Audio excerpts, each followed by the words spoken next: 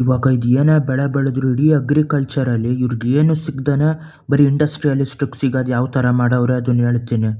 ನೀವೇನು ಹಾಕಬೇಕು, ಒಂದು ರಾಸಾಯನಿಕ ಗೊಬ್ಬರ ಹಾಕ್ತಾರೆ, ಇಲ್ಲ ಹಸು ಗೊಬ್ಬರ ಎರೆಹುಳದ ಗೊಬ್ಬರ ಹಾಕ್ತಾರೆ. ಏನು ಗೊಬ್ಬರ ಹಾಕ್ದೇನೆ ಅದು ಗೊಬ್ಬರ ಆಯ್ತದೆ. ಹೆಂಗೆ ಅಂತ ಹೇಳ್ತೀನಿ ಅದು. ಮಣ್ಣಲ್ಲಿ ಯಾವುದೇ ಗಿಡ ಬೆಳಿಬೇಕು ಅಂದರೆ ಏನು ಬೇಕು, ಹೈಡ್ರೋಜನ್ನು, ಆಕ್ಸಿಜನ್ನು, ಕಾರ್ಬನ್ನು ಹೈ ಲೆವೆಲಲ್ಲಿ ಬೇಕು. ಇದು ನೀರು ಮತ್ತು ಗಾಳಿಲಿ ಸಿಗೋದಾಯ್ತದೆ. ಗಾಳಿಲಿ ಕಾರ್ಬನ್ ಡೈಆಕ್ಸೈಡ್ ಇರೋದ್ರಿಂದ ಕಾರ್ಬನ್ ಆಕ್ಸಿಜನ್ ಸಿಗ್ತದೆ. ನೀರಲ್ಲಿ H2O ಆಗಿರೋದ್ರಿಂದ ಹೈಡ್ರೋಜನ್ನು ಆಕ್ಸಿಜನ್ ಎರಡು ಸಿಗೋದಾಯ್ತದೆ ಇದರಲ್ಲಿ.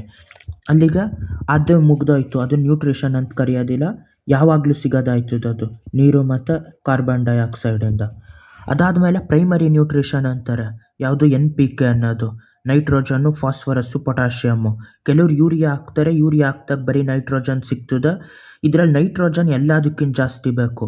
ಯಾವುದೇ ಭಾಗ ಮಾಡಬೇಕಾದ್ರೂ ನಮ್ಮ ದೇಹದಲ್ಲಿ, ಪ್ರೋಟೀನ್ ಆಗಲಿ, ಫ್ಯಾಟ್ ಆಗಲಿ, ಇಲ್ಲ ಕಾರ್ಬೋಹೈಡ್ರೇಟ್ ಆಗಲಿ, ಯಾವುದೇ ಇದಾಗಲಿ, ಈಗ ಇಷ್ಟಪ್ಪ ಚರ್ಮ ಅಂದರೆ ಏನಿರ್ತದೆ, ಇದು ಪ್ರೋಟೀನ್ ಇರ್ತದೆ ಚರ್ಮದಲ್ಲಿ. ಗಿಡದಲ್ಲಿ ಎಲೆ ತಗೊಂಡ್ರೆ ಅದರಲ್ಲಿ ಫೈಬರು, ಅದರಲ್ಲಿ ಏನಿರ್ತದೆ, ಕಾರ್ಬೋಹೈಡ್ರೇಟ್ ಇರ್ತದೆ. ಕಾರ್ಬೋಹೈಡ್ರೇಟ್ ಸ್ಟಾರ್ಚ್ ಫಾರ್ಮಲ್ಲಿ ಇರ್ತದೆ. ಆ ಥರ ಯಾವುದೇ ತಗೊಂಡ್ರು ಮೇಯ್ನಾಗಿ ಈ ಮೂರು ಎಲಿಮೆಂಟ್ಗಳು ಮತ್ತು ಈ ನೈಟ್ರೋಜನ್ ಬೇಕಿರ್ತದೆ. ಅದೇ ಥರ ಪೊಟ್ಯಾಷಿಯಮ್ಮು ಮತ್ತು ಫಾಸ್ಫರಸ್ಸು ಬೇರೆ ಬೇರೆ ATP ಎನರ್ಜಿಗೆ ಫಾಸ್ಫರಸ್ ಬೇಕಿರ್ತದೆ. ಅದೇ ಥರ ಪೊಟ್ಯಾಷಿಯಮ್ಮು ಇಂಪಾರ್ಟೆಂಟ್ ಆಗಬೇಕಿರ್ತದೆ. ಇದು ಮೂರು ಪ್ರೈಮರಿ ನ್ಯೂಟ್ರಿಷನ್ ಆಯಿತು. ಆಮೇಲೆ ಸೆಕೆಂಡರಿ ನ್ಯೂಟ್ರಿಷನ್ ಯಾವುದು, ಕ್ಯಾಲ್ಶಿಯಮ್ಮು, ಮೆಗ್ನೀಷಿಯಮ್ಮು, ಸಲ್ಫರು. ಇದಾದಮೇಲೆ ಇದೆಲ್ಲ ತೀರಾ ಕಡಿಮೆ ಬೇಕಿರ್ತದೆ. Micro nutrition, iron, manganese, zinc, boron, molybdenum, chlorine, copper, ಅದೆಲ್ಲ ಬಿಟ್ಟು ಹಾಕ್ಬಿಡಿ. ತೀರಾ ಕಡಿಮೆ ಇದರಲ್ಲಿ ಬೇಕಿರೋದು ಹಾಕಿದ್ರು ಇಷ್ಟಪ್ಪ ಪೌಡ್ರನ್ನ 1 ಎಕರೆ ತುಂಬ ಹಾಕ್ಬೋದು. ತೀರಾ ಅಂದರೆ ಇದು 1000 ಗ್ರಾಮ್ ಬೇಕಿರೋದು 1 ಗ್ರಾಮ್ಗಿಂತ ಕಡಿಮೆ ಬೇಕಿರ್ತದೆ. ಈಗ ಮೇಯ್ನ್ ಇಷ್ಟು ಅಲ್ವಾ, ಯಾಕೆ ನಾನು ಯಾವ ರಾಸಾಯನಿಕ ಗೊಬ್ಬರನೂ ಬೇಡ, ಸಾವಯವ ಗೊಬ್ಬರನೂ ಬೇಡ ಅಂದರೆ, ಹಿಂಗೆ ಜಮೀನಲ್ಲಿ ಇದೆಲ್ಲ ಬೆಳೆದಿರ್ತಾರೆ. ಇದೆಲ್ಲ ಬೆಳೆದಾಗ ಏನು ಮಾಡ್ತಾರೆ, ಸೈಡಲ್ಲಿ ಕಳೆ ಬಂದಿರ್ತದೆ. ಕಳೆನ ಕಿತ್ಬಿಟ್ಟು ಎಸೆದ ತಕ್ಷಣ ಇಷ್ಟು ನ್ಯೂಟ್ರಿಷನ್ಗಳು, ಪ್ರೈಮರಿ ನ್ಯೂಟ್ರಿಷನ್ನು, ಸೆಕೆಂಡರಿ ನ್ಯೂಟ್ರಿಷನ್ನು, ಈ ಮೈಕ್ರೋ ನ್ಯೂಟ್ರಿಷನ್ಗಳು ಎಲ್ಲನೂ ತಗೊಂಡು ಕಳೆ ಬೆಳೆದಿರೋದು ಆಚೆ ಎಸೆದ ತಕ್ಷಣ ಈ ಭೂಮಿ ಒಳಗಿರೋ ನ್ಯೂಟ್ರಿಷನ್ನು ಆಚೆ ಎಸ್ದ್ಬಿಡ್ತೀರ ಪೂರ್ತಿಯಾಗಿ. ಅದು ಆಚೆ ಎಸ್ದ್ಬಿಟ್ಟಾಗ ಅದರಲ್ಲಿ ಏನು ಉಳಿದಿರೋದಿಲ್ಲ ಆವಾಗ. ಅದೇ ಬೆಳೆ ಬೆಳೆದಾದ್ಮೇಲೆ ಎಲ್ಲ ಬರೀ ಏನೇನು ಭತ್ತ ಬೆಳೆದ್ರೆ ಭತ್ತದ ಕಾಳುಗಳು, ಇಲ್ಲ ಇನ್ನೊಂದೇನಾದರೂ ಬೆಳೆದ್ರೆ ಅದನ್ನು ತಗೊಬಿಟ್ಟು ಆ ಗಿಡಗಳನ್ನ ಅಲ್ಲೇ ಹಾಕಿದ್ರೆ ಅದು ಗೊಬ್ಬರ ಆಯ್ತದೆ. ಹಾಕೋದು ಬೇಡ ಅದನ್ನು. ಹಸು, ದನ ಇಲ್ಲ ಕುರಿಗಳಿದ್ರೆ ಅವಕ್ಕೆ ಹಾಕ್ಬಿಟ್ಟು ಅದರಿಂದ ಬರೋ ಪಿಕ್ಕೆ ಹಸು ದನಗಳು ಇಷ್ಟು ನ್ಯೂಟ್ರಿಷನ್ ತಗೊಳ್ಳೋದು ಮಾಡ್ತವೆ. ಈ ನೈಟ್ರೋಜನ್ನು, ಪೊಟ್ಯಾಷಿಯಮ್ಮು, ಫಾಸ್ಫರಸ್ಸು ಮತ್ತು ಕ್ಯಾಲ್ಶಿಯಮ್, ಮ್ಯಾಗ್ನೀಷಿಯಮ್, ಸಲ್ಫರು, ಈ ಮೈಕ್ರೋ ನ್ಯೂಟ್ರಿಯೆಂಟ್ಸ್ಗಳು. ಮತ್ತು ಅವರು ಪಿಕ್ಕೆ ಇಲ್ಲ ತೊಪ್ಪೆ ಹಸುದಿಂದ ಅದಕ್ಕೆ ಹಾಕಿದ್ರೆ ವಾಪಸ್ಸು ಅಲ್ಲೇ ಮತ್ತೆ ಬೆಳೆಯೋಕ್ಕೆ ಶುರು ಆಯ್ತದೆ. ಇವ್ರದ್ದು ಯಾವ ಯೂರಿಯಾನೂ ಬೇಡ, ಇದು ಬೇಡ, ಯಾವ ಗೊಬ್ಬರನೂ ಬೇಡ. ಅವ್ರೇನು ಮಾಡ್ತಾರೆ, ಸಬ್ಸಿಡಿ ಅಂತ ಕೊಡ್ತಾರೆ. ಸಬ್ಸಿಡಿ ಅಂತ ಕೊಟ್ಬಿಟ್ಟು ಯೂರಿಯಾ ಅನ್ನೋದು ತೀರಾ ಕಡಿಮೆ ರೇಟಲ್ಲಿ ಕೊಡೋ ಥರ ಮಾಡ್ತಾರೆ. ಆ ಸಬ್ಸಿಡಿ ಎಲ್ಲಿಂದ ಕೊಟ್ಟಿರ್ತಾರೆ, ನಿಮಗೆ ಒಂದಲ್ಲ ಒಂಥರ ಟ್ಯಾಕ್ಸ್ ಹಾಕಿರ್ತಾರೆ. ಸಣ್ಣ ಇದ್ರಲ್ಲಿ ಮಾರ್ತಾರಲ್ಲ ಅವ್ರ ಹತ್ರ ಟ್ಯಾಕ್ಸ್ ಹಾಕೋದಿಲ್ಲ, ಅದರ ರೇಟು ಸಿಗೋದಿಲ್ಲ. ಅದೇ ಒಳ್ಳೊಳ್ಳೆ ಮೋರು ಇದು ಮಾಲ್ಗಳಲ್ಲಿ ಮಾರಿದಾಗ ರೇಟ್ ಜಾಸ್ತಿ ಇರ್ತದೆ. ಆದರೆ ಡೈರೆಕ್ಟಾಗಿ ಹಾಕದೇ ಇದ್ದರೂ ಅವ್ರು building tax, rent tax, road tax ಹಿಂಗೇನೇನೋ ಹಾಕಿ ನಿಮ್ಮ ಹತ್ರನೇ ಕೀಳೋದು ಮಾಡೋದು ಅವರು. ಈಗ ಲಾರೀಲಿ ಎಲ್ಲನೂ ತಗೊಂಡೋಗ್ತಾ ಇರ್ತಾನೆ ಯಾರೋ ಒಬ್ಬ ಟೊಮೊಟೊದವನು. ಪೊಲೀಸ್ ನಿಲ್ಲಿಸ್ಬಿಟ್ಟು ದುಡ್ಡು ಕೊಡು ಅಂತ ಕೇಳ್ತಾನೆ. ಅವ್ನು ಆ ದುಡ್ಡು ಕೊಟ್ಟಿರ್ತಾನೆ. ಅವ್ನು ಅಲ್ಲಿ ದುಡ್ಡು ಕೊಡಬೇಕು ಅಂದರೆ ಏನು ಮಾಡ್ತಾನೆ, ನಿಮ್ಮ ಹತ್ರ ರೇಟ್ ಇಳಿಸ್ತಾನೆ. ನಿಜವಾಗಿ ಯಾರು ಕಿತ್ತಂಗಾಯ್ತದು, ನಿಮ್ಮ ಹತ್ರನೇ ಕಿತ್ತಂಗಾಯ್ತು. ಪೆಟ್ರೋಲ್ 100 ರೂಪಾಯಿಗೆ ಪೆಟ್ರೋಲ್ ತಗೊಂಡಿದ್ರೆ ಆ 100 ರೂಪಾಯಿಲಿ 42 ರೂಪಾಯಿ ಟ್ಯಾಕ್ಸ್ ಹಾಕಿರ್ತಾನೆ. ಡೀಸೆಲ್ಗೂ ಒಂಚೂರು ಕಡಿಮೆ ಇರ್ತದಾದ್ರೆ 35 ರೂಪಾಯಿ, 40 ಹೆಚ್ಚು ಕಡಿಮೆ ಅಷ್ಟೇ ಹಾಕ್ತಾನೆ ಟ್ಯಾಕ್ಸ್ನ. ಅದು ಹಾಕ್ದಾಗ ಏನಾಯ್ತದೆ, ಆ ದುಡ್ಡು ಇಲ್ಲಿ ಇಳಿಸ್ತಾನೆ ರೇಟ್ನ. ಇಲ್ಲಿ ಇಳಿಸ್ದಾಗ ಯಾರು ಹತ್ರ ಕಿತ್ತಂಗಾಯ್ತು, ನಿಮ್ಮ ಹತ್ರನೇ ಕಿತ್ತಂಗಾಯ್ತದು ರೇಟ್ಗಳು.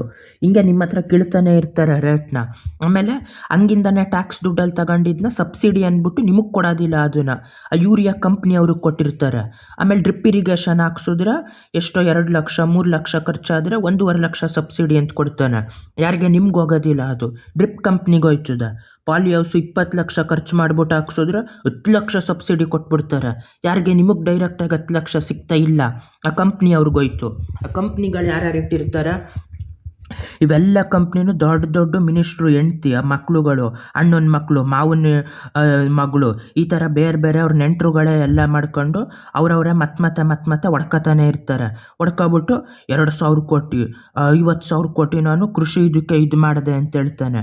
ಕೃಷಿ ಇದರಲ್ಲಿ GKVK ಅಂತ ಏನಾದರೂ ಮಾಡಿರ್ತಾರೆ.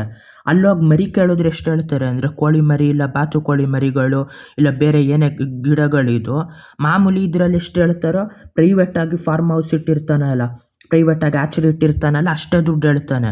ಅವ್ನು ಅಷ್ಟೇ ದುಡ್ಡು ಹೇಳಾದ್ಮೇಲೆ ಅವ್ರು ಅಷ್ಟು ಜನಕ್ಕೂ ಸಂಬಳ ಕೊಡೋದು ಯಾಕೆ, ಅಷ್ಟು ಸಬ್ಸಿಡಿ ಕೊಡೋದು ಯಾಕೆ, ಜನ ಅಷ್ಟೇ ದುಡ್ಡು ಕೊಟ್ಟು ತಗೊಂಡು ಹೋದ್ಮೇಲೆ ಅಲ್ಲಿ ಬೀಜಗಳು ಎಲ್ಲನೂ ಅವ್ರ ಹತ್ರ ಹೋಗೋದು ಯಾಕೆ, ಇದು ಏನು ಮಾಡ್ದಾನೆ ಈ ಯಾವ ಸಬ್ಸಿಡಿ ಕೊಡ್ದಾನೆ ಯಾವುದಕ್ಕೂ ಏನು ಕೊಡದೆ ಅವ್ರು ಏನಾದರೂ ನಿಲ್ಲಿಸ್ಬಿಟ್ರೆ ಅವಾಗ ನಿಜವಾಗಿ ಟ್ಯಾಕ್ಸೇ ನಿಜವಾಗಿ ಕಡಿಮೆ ಹಾಕಕ್ಕೆ ಶುರುವಾಗಿ ಇವರೇ ಅದು ಲಾಭ ಬರೋ ಥರ ಮಾಡ್ಕೋಬೋದು.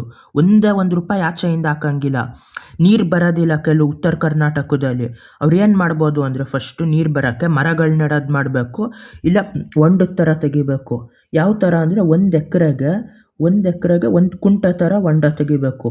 1 ಕುಂಟೆ ಹೊಂಡ ತೆಗೆದ್ರೆ ಏನಾಯ್ತದೆ, 1 ಎಕರೆಯಲ್ಲಿ 40ನೇ 1 ಭಾಗ ಹೋಯ್ತದೆ ಅದು ಜಾಗಕ್ಕೆ. ಆದರೆ ನೀರು ತುಂಬಕ್ಕೇನಾದರೂ ಶುರು ಆಗೋದ್ರೆ ಲ್ಯಾಂಡ್ ವ್ಯಾಲ್ಯೂ 2ರಷ್ಟು 3ರಷ್ಟು 5ರಷ್ಟು ಲೆಕ್ಕನೇ ಇರೋದಿಲ್ಲ ಅದಕ್ಕೆ. ಆಮೇಲೆ ಮರಗಳು ನೆಡೋದ್ರಿಂದ ನೀರು ಹಿಡಿಯೋದಾಯ್ತದೆ. ಇದು ನೆಕ್ಸ್ಟ್ ವೀಡಿಯೋದಲ್ಲಿ ಬೇಕಾದ್ರೆ ಹೇಳ್ತೀನಿ. ಒಂದು ಹುಲ್ಲು ತುಂಬಿರೋದು ಹುಲ್ಲು ಸಮೇತ ಇಷ್ಟಪ್ಪ ಮಣ್ಣು ತೆಗಿತೀನಿ ಅಂದ್ಕೊಳ್ಳಿ, ಹುಲ್ಲು ಬೆಳೆದಿರ್ತದೆ ಅದು ಮಣ್ಣು ತೆಗಿತೀನಿ. ಆಮೇಲೆ ಬರೀ ಇಷ್ಟಪ್ಪ ಅದೇ ಮಣ್ಣು ಅದ್ರ ಪಕ್ಕದಲ್ಲಿ ಹುಲ್ಲು ಬೆಳೆದಿರಲ್ದೇ ಇರೋದು ನೀರು ಹಾಕಿದ್ರೆ ಏನಾಯ್ತದೆ, ಇದು ನೀರೆಲ್ಲನೂ ಹಿಡಿದಿಟ್ಕೊತದೆ ಎಷ್ಟೋ ನೀರನ್ನ. ಇದು ಏನು ಹಿಡಿದಿಟ್ಕೊಳ್ಳೋದಿಲ್ಲ, ಹಂಗೆ ಸೋರೋಯ್ತದೆ ನೀರೆಲ್ಲ. ಅದೇ ಥರ ಗಿಡ ಆದರೆ ಏನು ಮಾಡ್ತದೆ, ಗಿಡ ಇದೊಂದು 2-3 ಇಂಚು ಹುಲ್ಲು ನೀರು ಹಿಡ್ದಿರ್ತದೆ, ಗಿಡಗಳು ಹಂಗೆ 5-6 ಇಂಚು ಹಿಡ್ದಿರ್ತದೆ ನೀರನ್ನ. ಅದೇ ಮರಗಳು ಇಷ್ಟೋ ಅಡಿಗಳು ಹಿಡ್ದಿರ್ತದೆ. ತೆಂಗಿನ ಮರ ಆದರೆ ಒಂದು 3 ಅಡಿ ತನಕ ಇಷ್ಟಪ್ಪ ಮಣ್ಣಲ್ಲಿ ನೀರು ಹಿಡಿದಿಟ್ಕೊತದೆ. ಅದೇ ದೊಡ್ಡ ಮರಗಳಾದರೆ ಎಷ್ಟೋ ತೀರ ಆಳ, ಎಷ್ಟು 10 ಅಡಿ 15 ಅಡಿ 8 ಅಡಿ ಈ ಥರ ಆಳ ಹೋಗಿ ಅಷ್ಟು ಉದ್ದನೂ ನೀರು ಹಿಡ್ಕೊಳಕ್ಕೆ ಶುರು ಮಾಡ್ತದೆ.